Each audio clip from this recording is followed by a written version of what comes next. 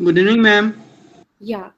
So my name is Dharna, and I'm giving training in Python and other technology since a long time, and I have also like made students helped in creating projects. And we have in your curriculum. I will just show the Python curriculum first. Have you all seen the curriculum of Python?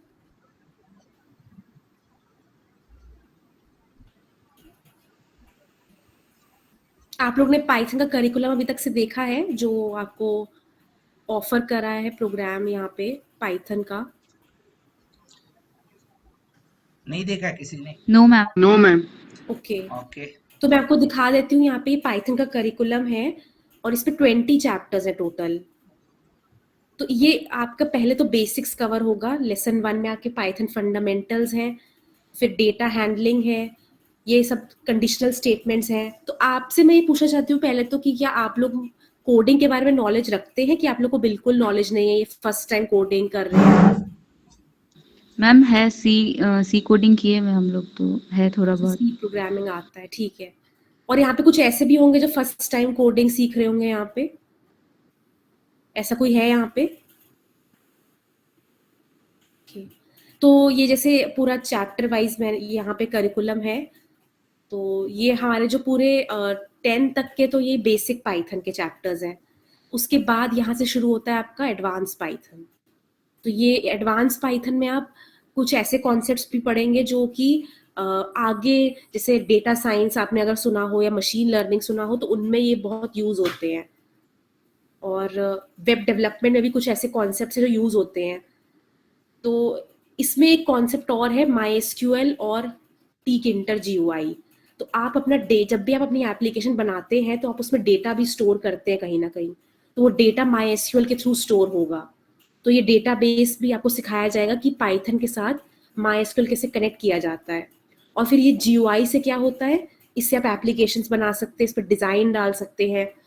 जैसे अगर आप अपनी application का कोई interface देना चाहते हैं तो उसके लिए GUI होता है, तो यूजर को अच्छे से दिखे चीजें, और वो सब के लिए हम GUI को यूज करते हैं। तो इससे आप एक एप्लीकेशन, एक प्रोजेक्ट्स बना पाएंगे, 1 से 2 जो भी प्रोजेक्ट जितने भी बना सकते हैं, और उसमें MySQL भी कनेक्ट होगा। तो ये आपकी एक पूरी प्रॉपर एप्लीकेशन बन जाएगी फिर इन दोनों चैप्टर्स को पढ़ने के बाद। ठीक है, तो ये पूरा करिकुलम है। कुछ पूछना है किसी को?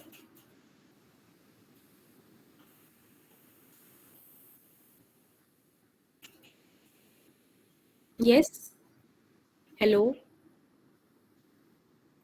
Both language, ma'am. Both language. Okay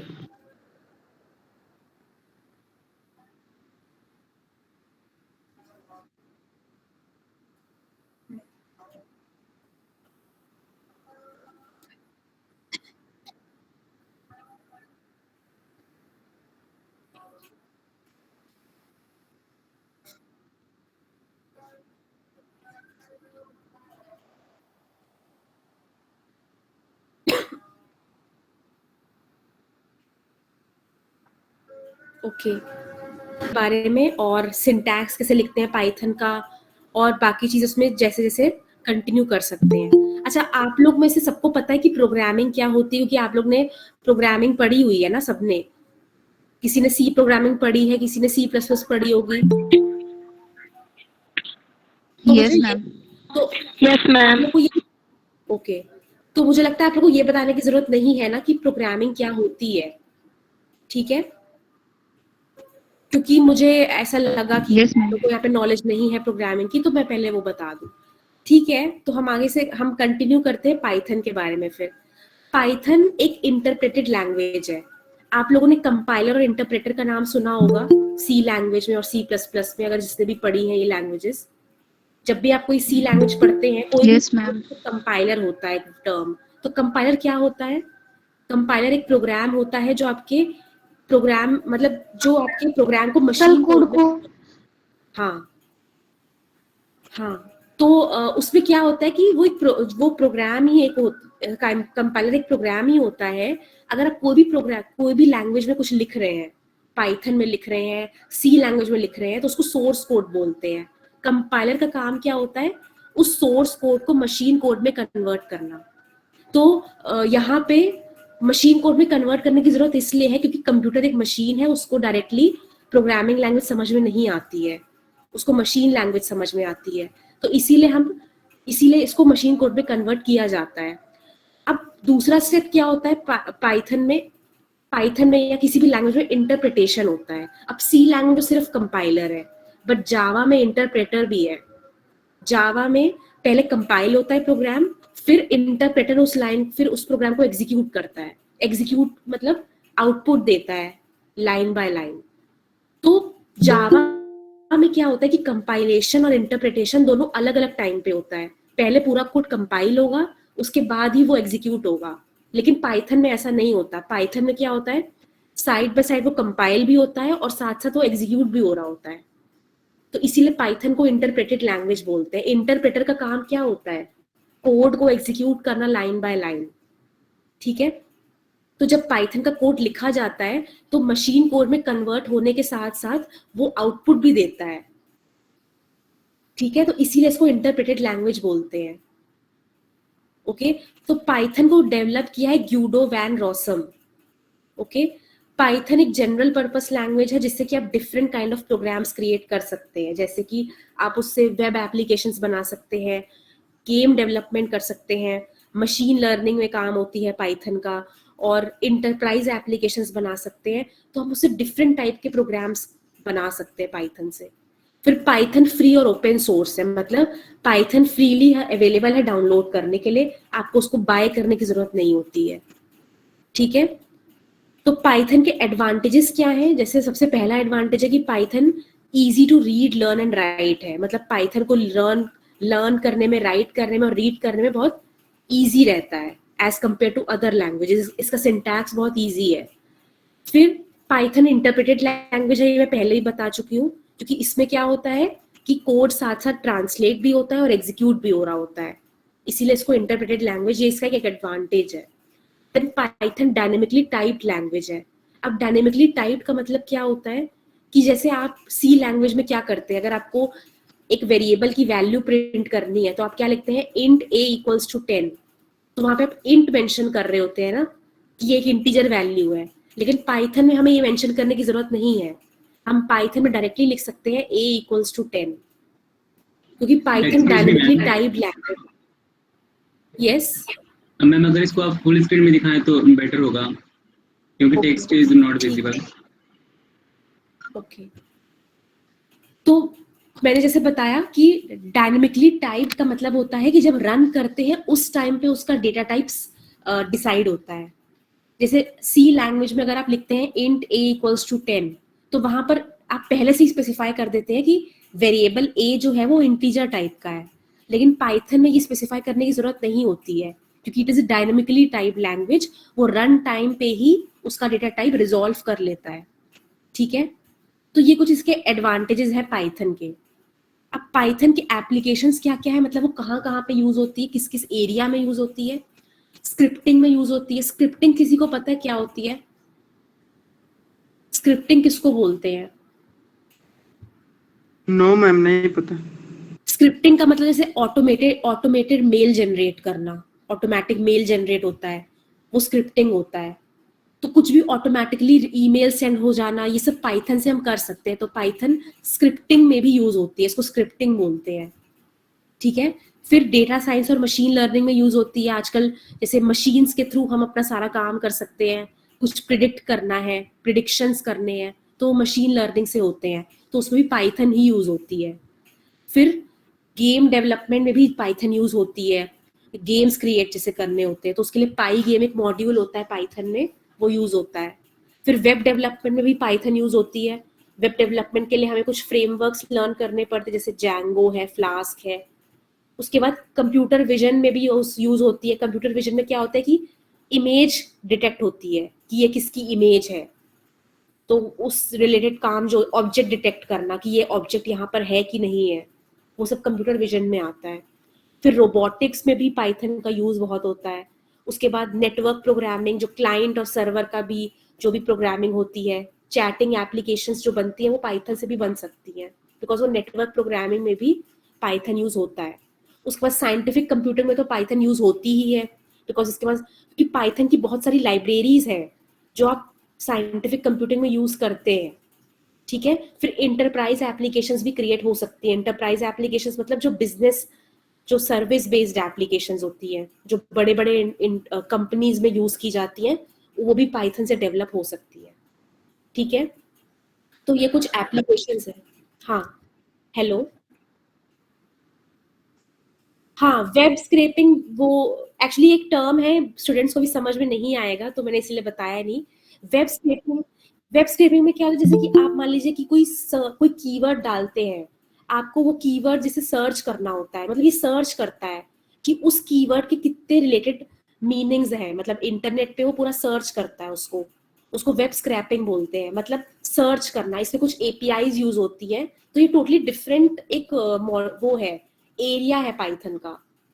web scrapping में कीवर्ड्स के थ्रू सर्चिंग करी जाती है कि वो सारे कीवर्ड्स इकट्ठे करो जो मुझे सर्च करने हैं, तो इधर उधर से हम उसको कलेक्ट करते हैं उस वर्ड को, और फिर हम उसमें मतलब काम करते हैं, जो भी हमें कुछ करना है, जो भी उस रिलेटेड कीवर्ड से करना होता है। तो ये कुछ एप्लीकेशंस है पाइथन की, ठीक है। तो अभी तो आप लोग सिंपल पाइथन लर्न करेंगे, बेसिक और एडवांस पाइथन। आप इनमें से कोई भी एरिया को चूज कर सकते हैं, जैसे वेब डेवलपमेंट चूज कर सकते हैं, आगे जाके डेटा साइंस और मशीन लर्निंग यूज कर सकते हैं।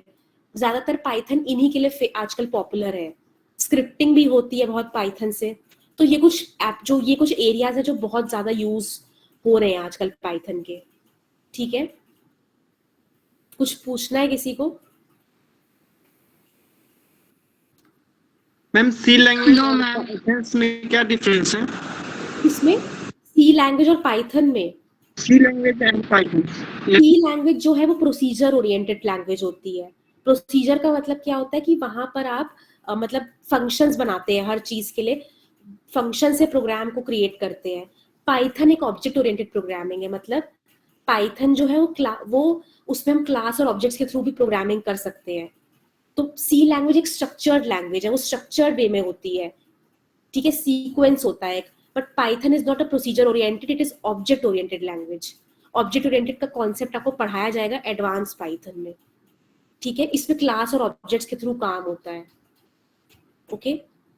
उसके बाद पाइथन जो है वो, उस पाइथन से हम वेब डेवलपमेंट भी कर सकते हैं, लेकिन सी से हम वेब डेवलपमेंट नहीं कर सकते हैं, ठीक है। सी इंटरनेट में नहीं यूज हो सकती है, ओके।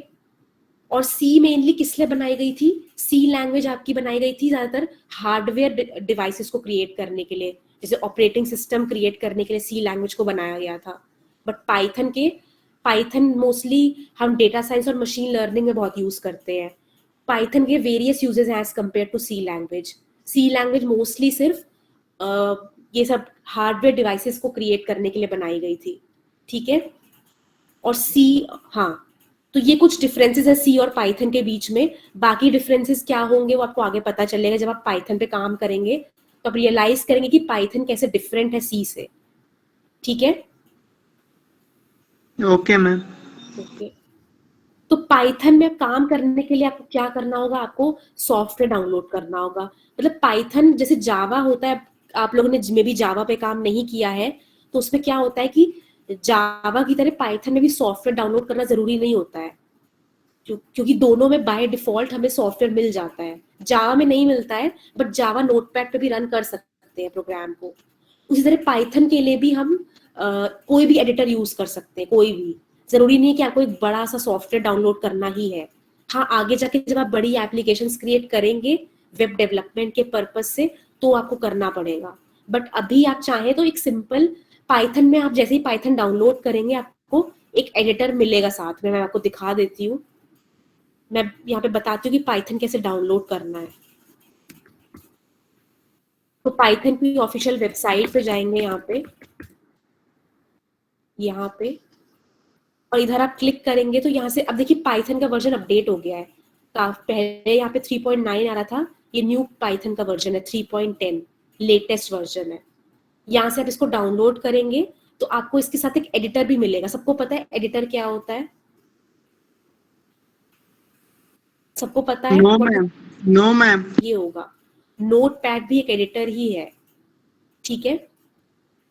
तो आप इसको जब डाउनलोड करेंगे तो आपको यहाँ पे एक एडिटर मिल जाएगा, उस एडिटर का नाम है IDLE। तो मैं दिखाती हूँ, जब आप इसको डाउनलोड करेंगे तो यहाँ पर आएगा, ये वाला एडिटर है, ठीक है। ये बाय डिफॉल्ट आपको ये वाला एडिटर पाइथन प्रोवाइड करता है, ओके।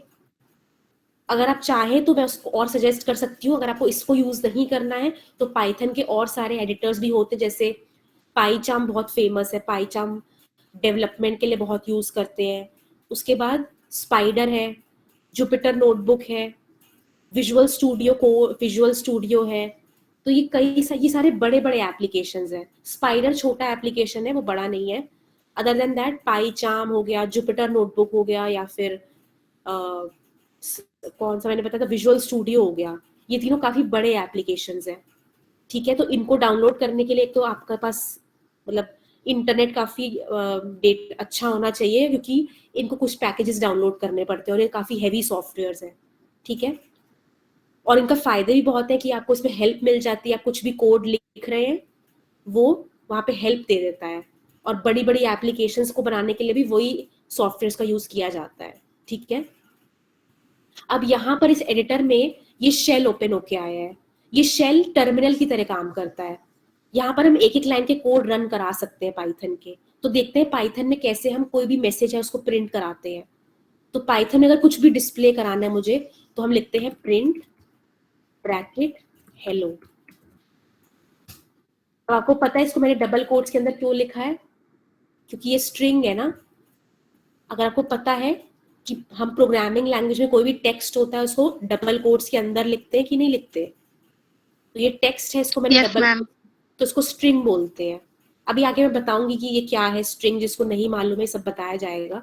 तो इस तरह से प्रिंट के थ्रू आप क्या कर सकते हैं, कुछ भी डिस्प्ले करा सकते हैं आउटपुट स्क्रीन पे। उसी तरह प्रिंट में सिंगल कोट्स भी यूज कर सकते हैं हेलो में, मतलब कोई भी मैसेज में। तो पाइथन में हम डबल कोट्स और सिंगल कोट्स दोनों यूज कर सकते हैं टेक्स्ट के साथ। फिर हम यहाँ पे कोई नंबर भी प्रिंट कर सकते हैं,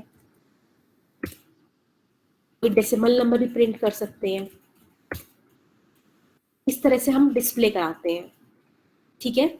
अच्छा, इसके बाद पहले तो हम ठीक है, ये आपको प्रिंट समझ में आ गया होगा। अब यहाँ पर एक प्रॉब्लम है इस शेल में। प्रॉब्लम ये है कि हम यहाँ पे एक लाइन से ज्यादा कोड लिख नहीं सकते हैं, क्योंकि मैं जैसे ही एंटर प्रेस करूंगी वो आउटपुट दे देगा।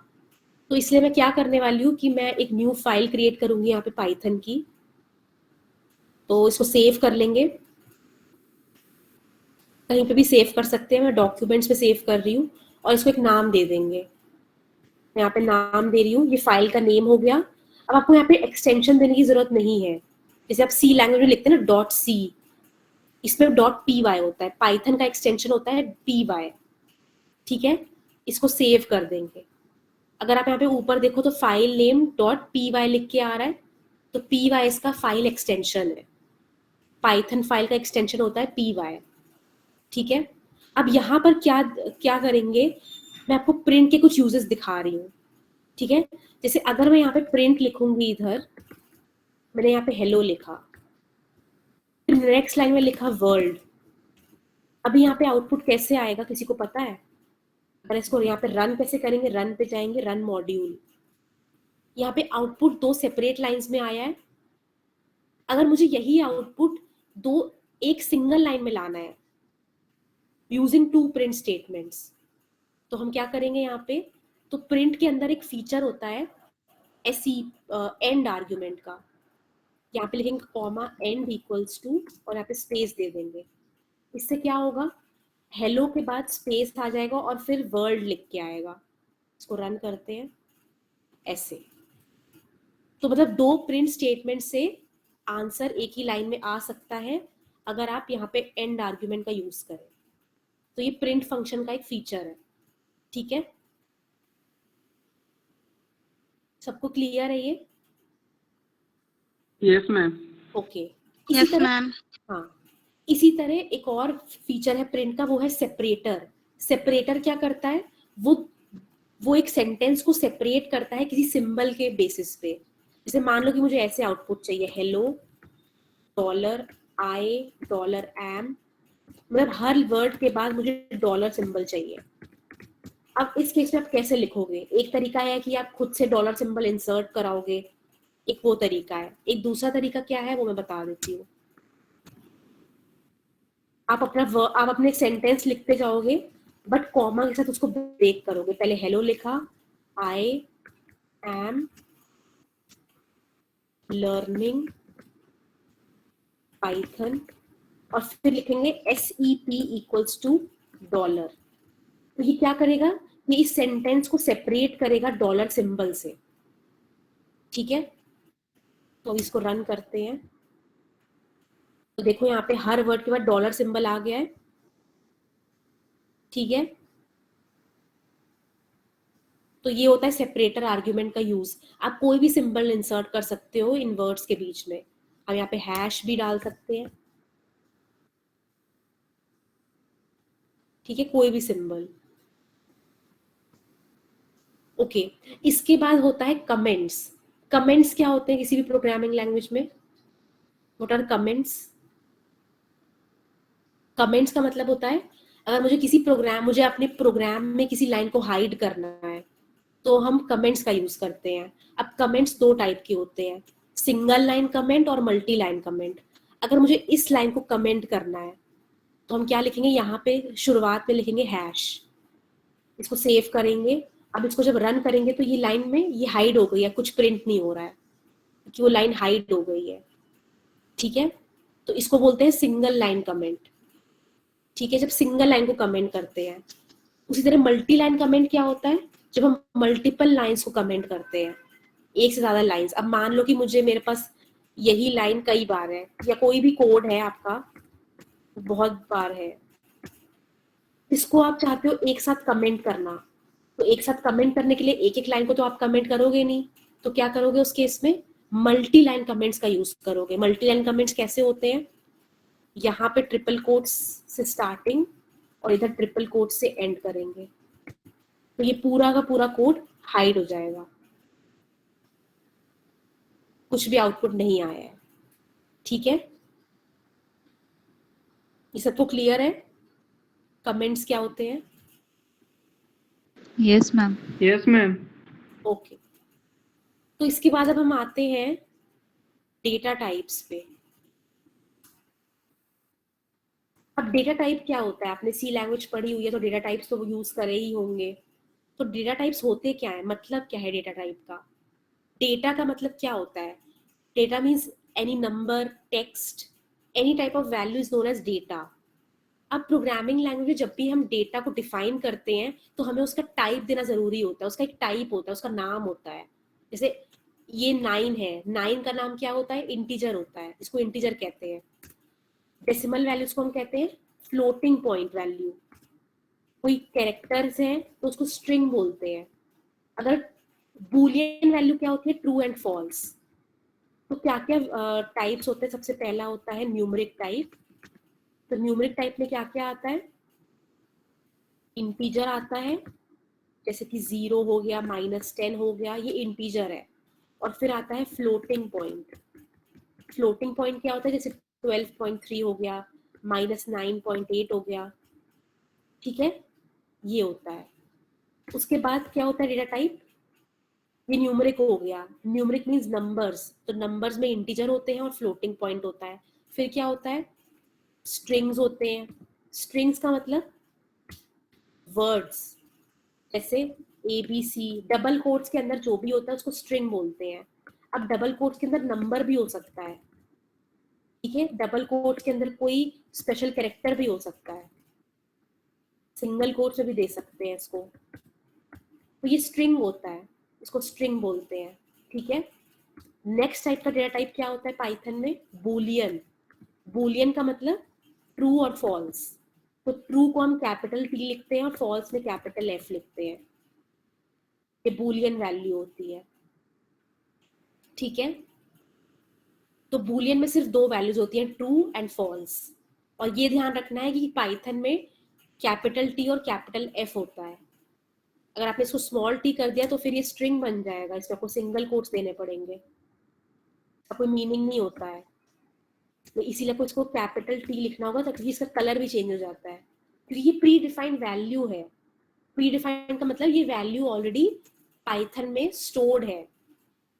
ये जैसे इंटीजर एक वैल्यू है, वैसे ट्रू और फॉल्स भी एक वैल्यू है, बट किस टाइप की वैल्यू है? बूलियन टाइप की वैल्यू है। ठीक है। नेक्स्ट टाइप जो पाइथन में होता है वो होता है कॉम्प्लेक्स नंबर। कॉम्प्लेक्स नंबर आप लोगों ने मैथ्स में पढ़ा होगा ना? Yes ma'am. हाँ, तो मैथ्स में आपने किस तरह लिखते हैं कॉम्प्लेक्स नंबर? 3+4।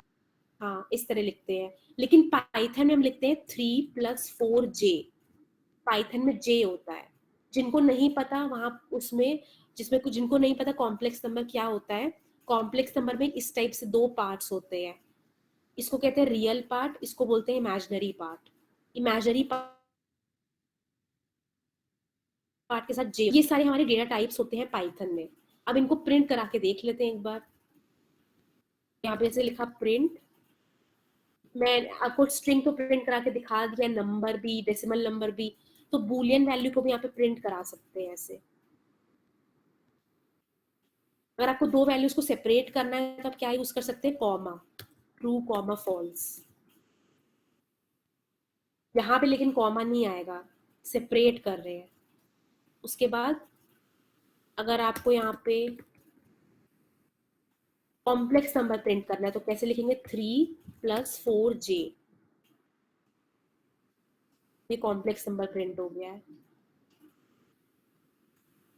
ओके, तो ये डेटा टाइप्स हो गए, इनको आगे यूज करेंगे, पर उससे पहले आपको ये पता होना चाहिए कि वेरिएबल्स क्या होते हैं। वेरिएबल्स किसको बोलते हैं?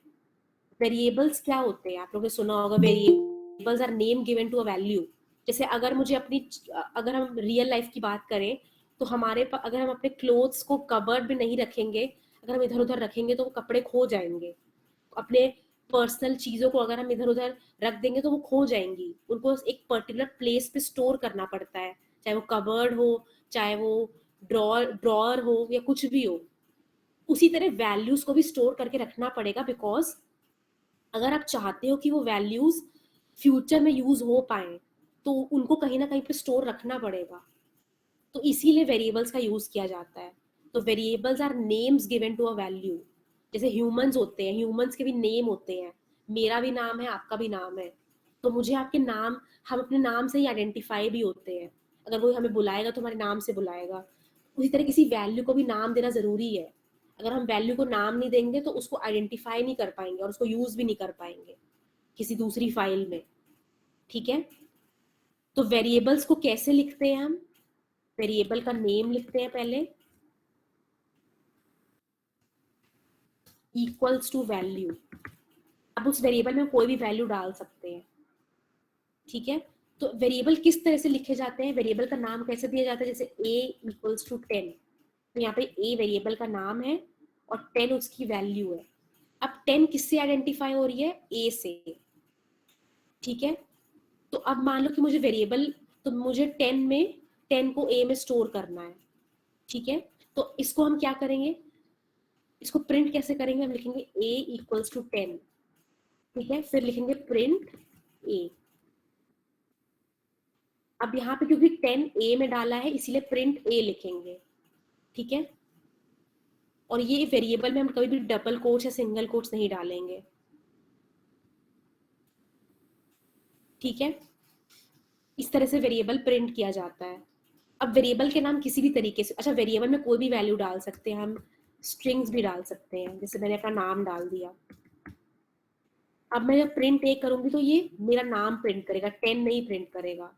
ये पाइथन डायनेमिक टाइप्ड है, उसमें आप जो भी लास्ट वैल्यू असाइन करोगे वेरिएबल की वही वैल्यू जाएगी। ठीक है, समझ में आ गया?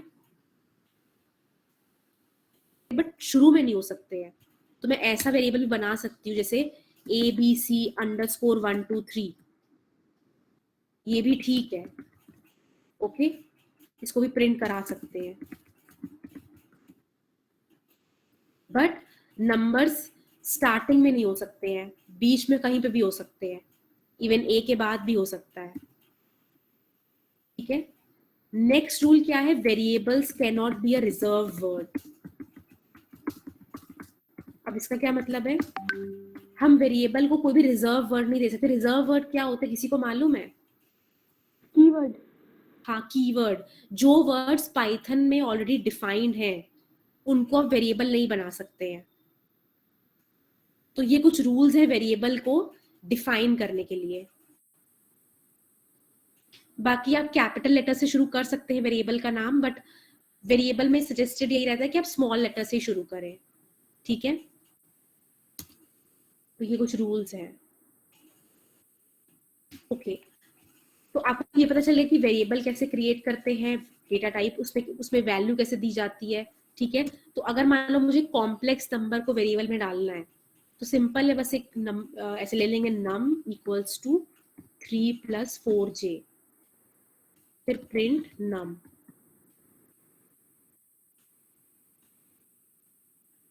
ठीक है?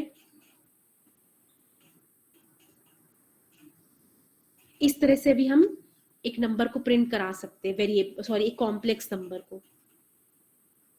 ओके, अब देखते हैं मल्टीपल असाइनमेंट्स। अब हम वेरिएबल में कई सारी वैल्यूज एक साथ भी डाल सकते हैं, मतलब कई सारे वेरिएबल्स को हम एक साथ असाइन कर सकते हैं, जैसे a, b, c equals to 10, 20, 30। इसका मतलब क्या है कि a में 10 जाएगा, b में 20 जाएगा और c में 30 जाएगा। अब इसको प्रिंट कर सकते हैं a, b, c, तीनों की वैल्यू प्रिंट हो गई है। इसको कहते हैं मल्टीपल असाइनमेंट। इसके बाद हम एक साथ कई सारे वेरिएबल्स को सेम वैल्यू भी दे सकते हैं। जैसे मान लो 3 वेरिएबल्स है, तीनों में सेम वैल्यू डालनी है, तो कैसे दे सकते हैं पाइथन में? p equals to q equals to r equals to 80, ऐसे भी कर सकते हैं। तो इसको प्रिंट करा लेंगे p, q, r, तीनों में 80 आ गया है, ठीक है? इसको कहते हैं मल्टीपल असाइनमेंट।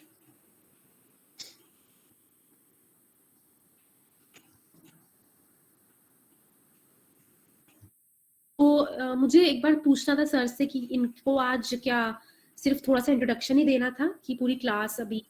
हेलो, हाँ, तो इनको आगे आज और पढ़ाना है कि इनको आज सिर्फ इंट्रोडक्शन ही देना था थोड़ा सा?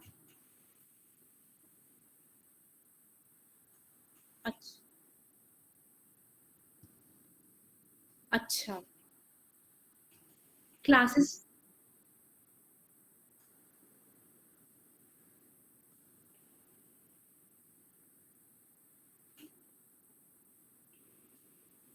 ओके,